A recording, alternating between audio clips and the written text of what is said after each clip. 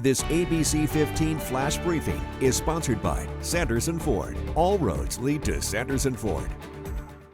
I'm Javier Soto with your top stories from ABC15 Arizona. A reminder now that school threats are no joke. An 11-year-old is now being charged for making terroristic threats against his school in Surprise. This morning, police arrested that child at Paradise Honors Middle School. They say a classmate reported him to school staff after he told them he was going to bring a gun to school and kill others. Police remind parents to talk to your kids about speaking up when they see or hear anything suspicious. Tuesday, students will head back to campus at Central High School following a school lockdown on Friday afternoon. Monday, kids were learning virtually after several fights broke out. Police tell us there were reports of popping sound and concerns of gunshots, but no gun or evidence of that was found. The situation shut down area schools. Today, Central had mental health professionals on campus for student support. Water restrictions are happening at the Grand Canyon effective immediately. Park officials say a series of breaks in the water line is the reason the park is in conservation mode. Restaurants in that park will be using disposable dishes and utensils and serving water by request only. Hikers should plan to carry all your own water or methods to treat the water. After 2 years, the popular hiking area trail, Cholla Trail at Camelback Mountain, will reopen to the public at the end of this month. The trail closed because of construction and improvements. Some of those improvements include new drinking fountains, restrooms, and bike racks.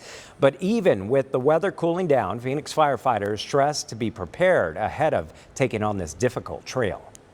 Hiking here is different because we are in the desert, so our heat will impact you. There's no such thing as being overhydrated for a hike here in Arizona. And from the side of us rescuers, we just always ask if you get through half of your water, turn around and head back down. The Cholla Trail reopens September 13th. There's something we deal with a lot during the monsoon season. We're talking about mosquitoes, but experts who study them say climate change is now causing them to show up in more places and extending how long they stick around by a month or longer. That's causing the exterminator business to boom. More than 70% of pest control companies surveyed last year offered mosquito service, up from 38% in 2014. But if not done correctly, all of that spraying could have unintended consequences. By spraying them in ways that don't take into account when pollinators are active, what plants pollinators may be on, or just how small the droplets are and how easily they can drift in the wind, it can have a pretty pronounced impact on our pollinator populations. Entomologist Sammy Ramsey says people who are professionally trained to apply insecticides should know where to spray and the times of day to spray to reduce the effects. If you're looking for ways to prevent mosquitoes, experts say get rid of any standing water around your home. Mosquitoes can lay eggs in anything the size of a bottle cap or larger.